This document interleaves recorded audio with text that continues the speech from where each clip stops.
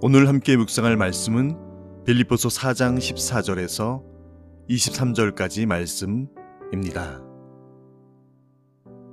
그러나 너희가 내 괴로움에 함께 참여하였으니 잘하였도다.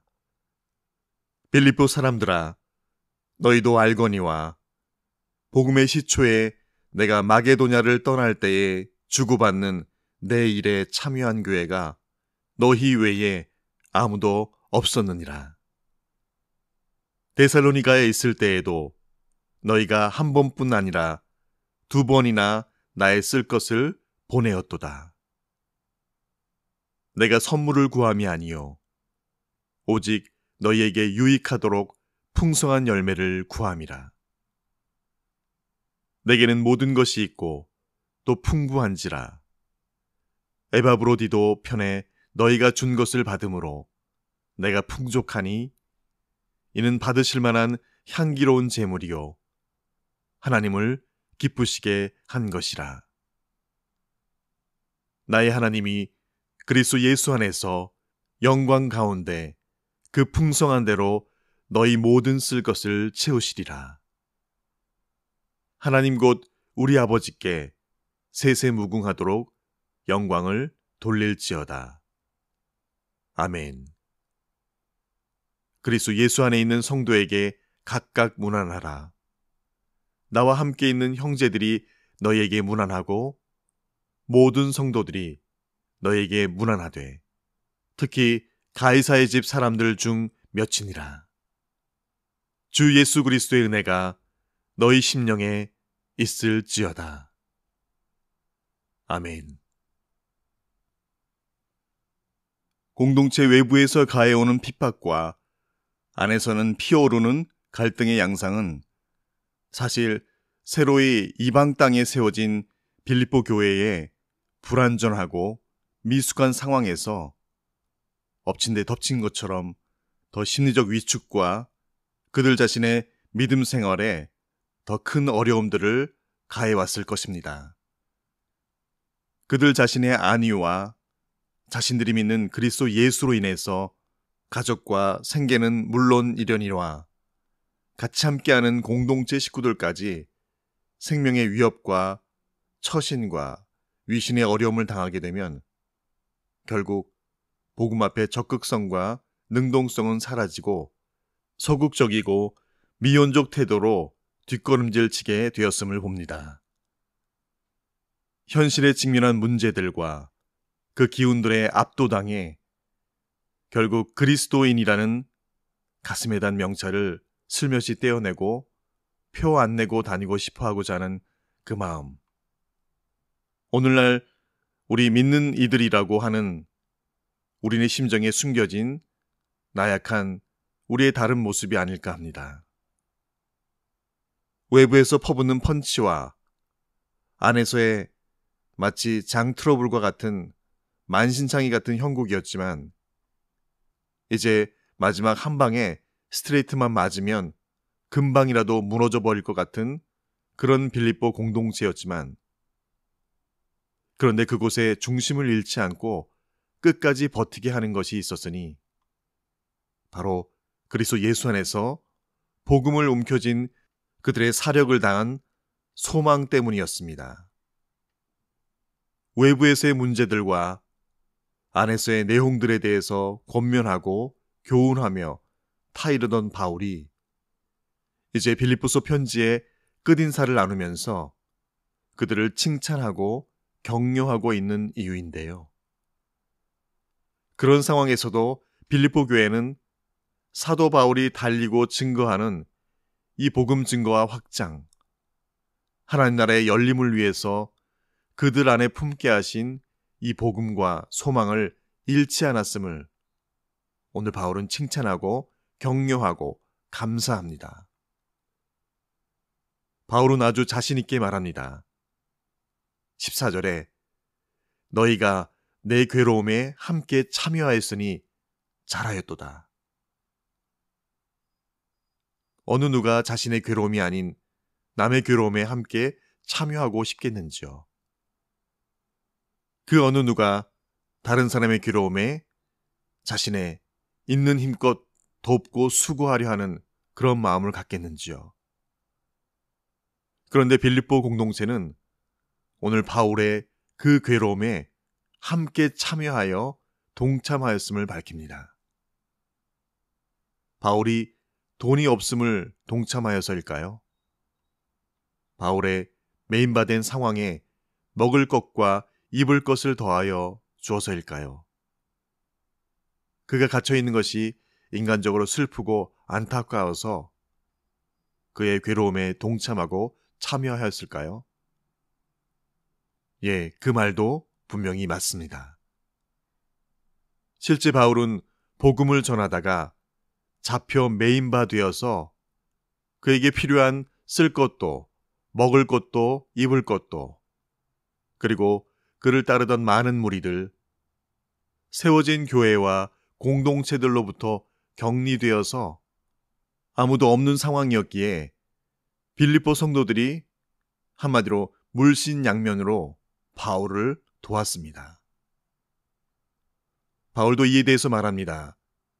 16절에 너희가 한 번뿐 아니라 두 번이나 나의 쓸 것을 보내었도다.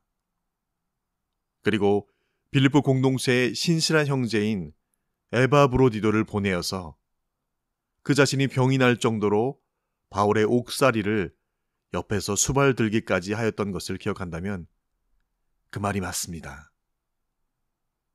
그런데 바울은 그것도 참 감사한 일이지만 그렇게 빌립보 공동체가 바울과 지금 함께하는 것이 다름 아닌 복음 때문이라는 사실에 더 기쁘고 감사하고 그들을 칭찬한다는 것을 오늘 편지의 마지막 인사를 적어 내려가면서 그들에게 마음 전하고 있다는 점입니다.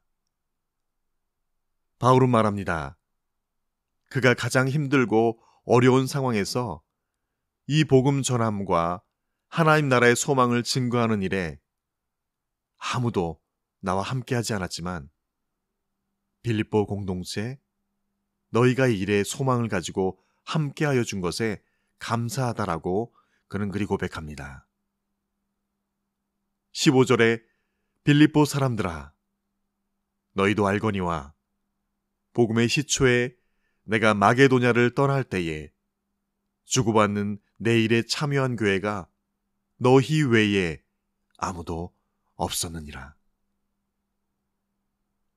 실제로 빌립보 지방에 교회가 세워질 때와 그리고 마게도냐를 떠날 때, 즉 2차 선교 여행 때에 바울이 데살로니가와 베레아 지역에서 많은 핍박과 환난을 당하여 부득불 그곳을 떠나 아덴으로 내려간 그 어려운 시기에서조차도 끝까지 그를 위하여 기도하며 복음을 위해서 사력을 다하는 바울과 함께 달리려는 이들이 바로 빌립보 교회 공동체였음을 밝히고 있죠.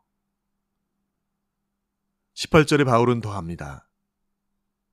너희가 지금 나와 함께하고 나를 돕고 쓸 것을 채우게 한 것, 바로 너희 안에 품게 하신 그 복음과 소망을 따라 드려진 그 모든 것이 하나님을 향한 향기로운 제물이 될 것이고 그것이 하나님을 기쁘시게 한 것이 되었다라고 전합니다. 바울은 말합니다.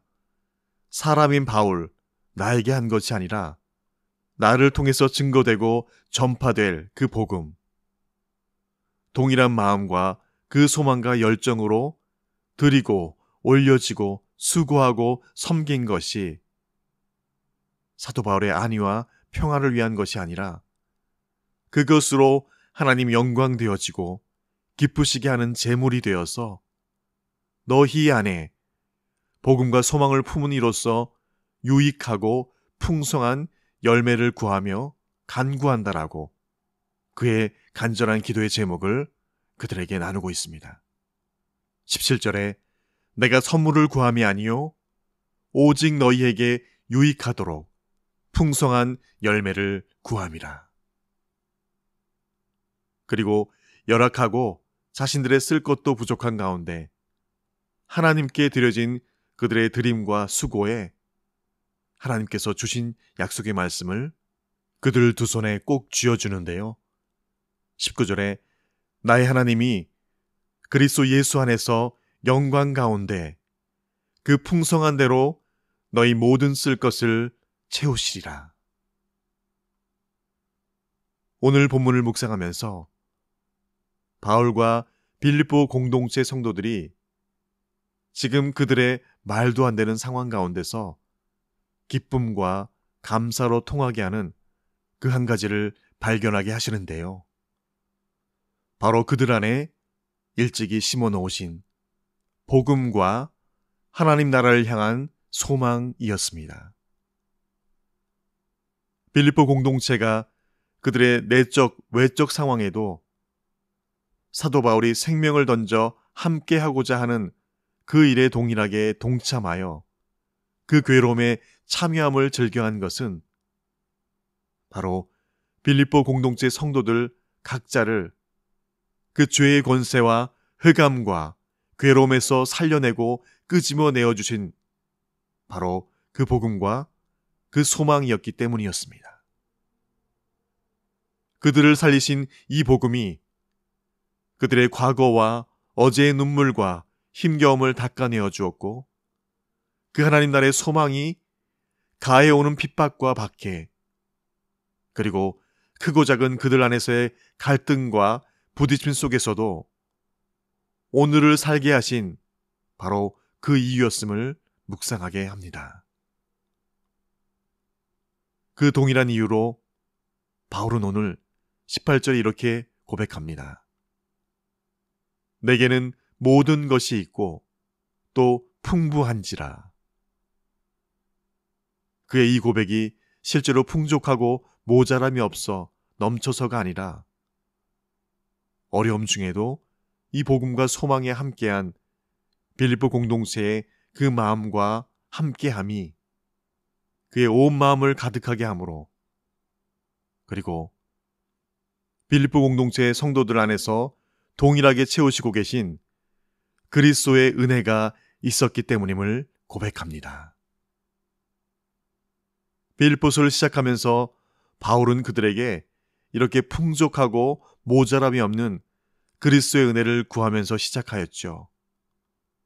오늘 편지의 마지막 인사를 동일하게 그래서 주 예수 그리스도의 은혜를 그들의 심령에 구하며 맺습니다. 23절에 주 예수 그리스도의 은혜가 너희 심령에 있을지어다. 오늘 편지하고 있는 빌립보 공동체는 바울의 인간적인 눈으로 볼 때 미성숙한 공동체였습니다. 그런데 그 미성숙함에도 오늘 사도 바울은 빌립보 교회를 칭찬합니다.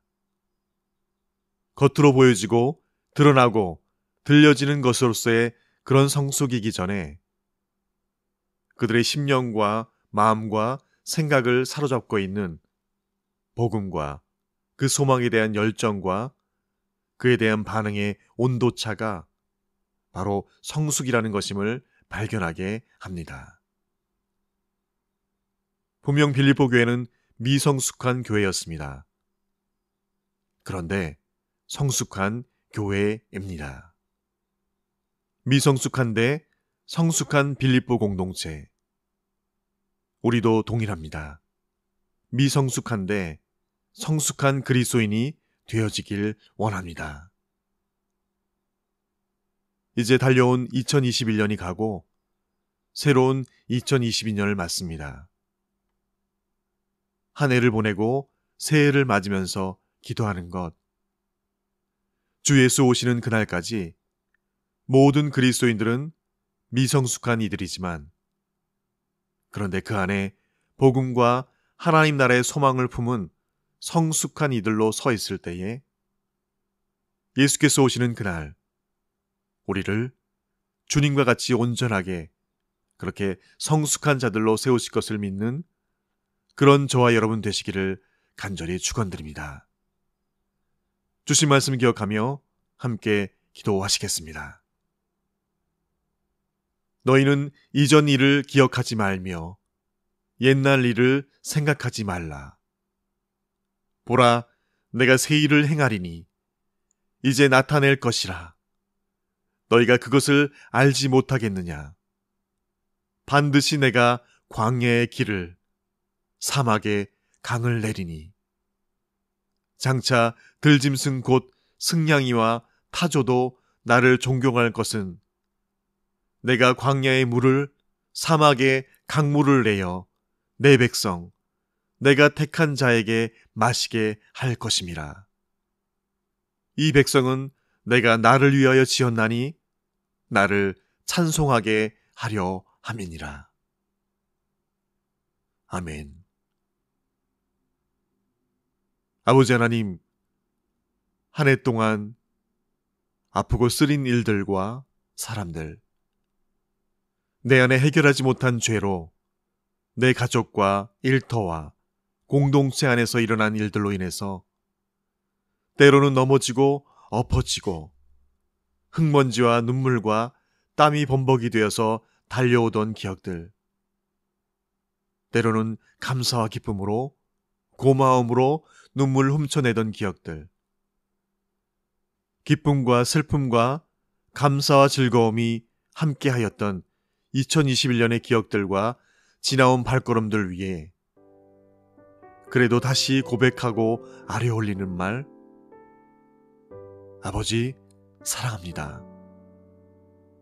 아버지 하나님 사랑합니다.